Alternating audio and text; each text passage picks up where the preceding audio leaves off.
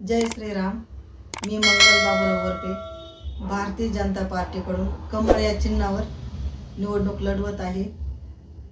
क्रमांक 3 मधून मला उमेदवारी मिळालेली आहे। तर यापुढे मी आता तुम्ही प्रभाग क्रमांक 3 मधून उमेदवारी भाजपकडून करत आहात, तर आता प्रचाराला सुरुवात झालेली आणि चांगली रंगत आलेली आहे।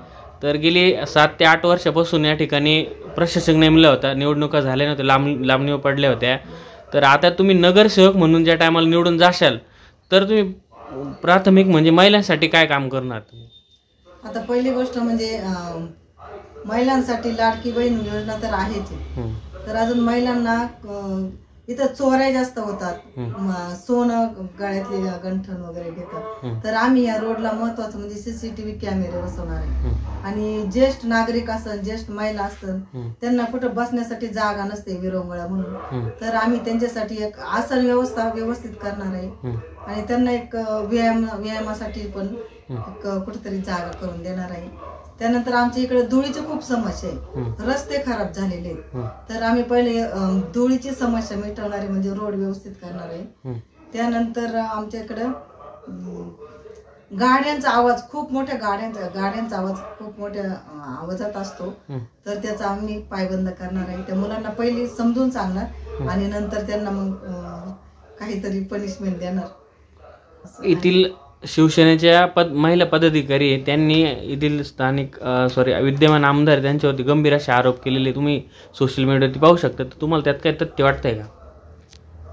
नाही, काहीच तथ्य नाही। स्थानिक स्वराज्य निवडणुकीमध्ये महिलांना 50% आरक्षण दिले, यासाठी दिले की महिलांचे प्रश्न सोडवण्यासाठी। तर आपल्या संगमनेरमध्ये सार्वजनिक शौचालय फक्त एकच ठिकाणी स्टँडकडे बहुतेक आहे, तर शहरामध्ये नाही आहे। तर हे जे सत्ताधारी होते किंवा 40 वर्ष त्यांची सत्ता होती ते सांगतात की शहराचा विकास झाला आहे, तर आता जे निवडणुकीमध्ये ते म्हणतात झालाय, हे म्हणता नाही झालं, नक्की काय झाले ते सांगायचं?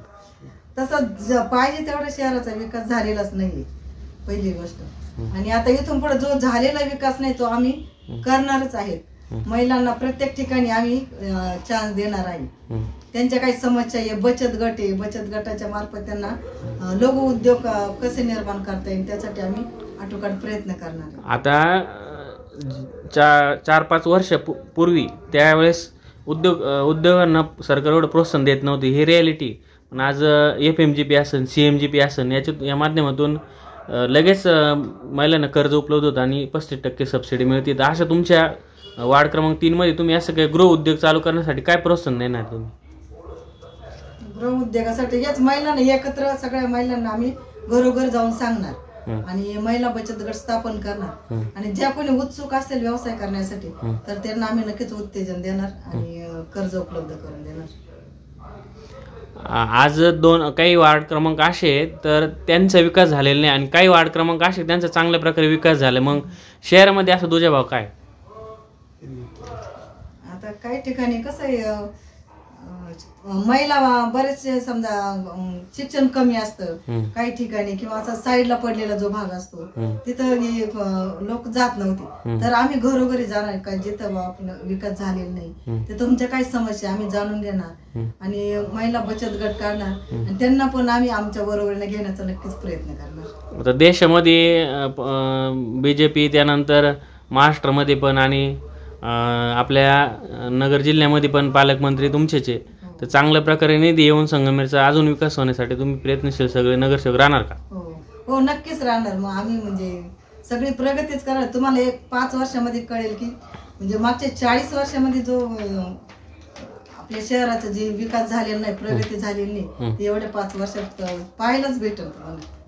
म्हणजे हरित संगमनेर पाहायला भेटणार, रस्ते अगदी ओके, म्हणजे धूळ हा प्रकारच राहणार नाही, सगळ्यांच्या मनातलं संगमनेर असेल आताच 5 वर्षांनंतर। ठीक आहे।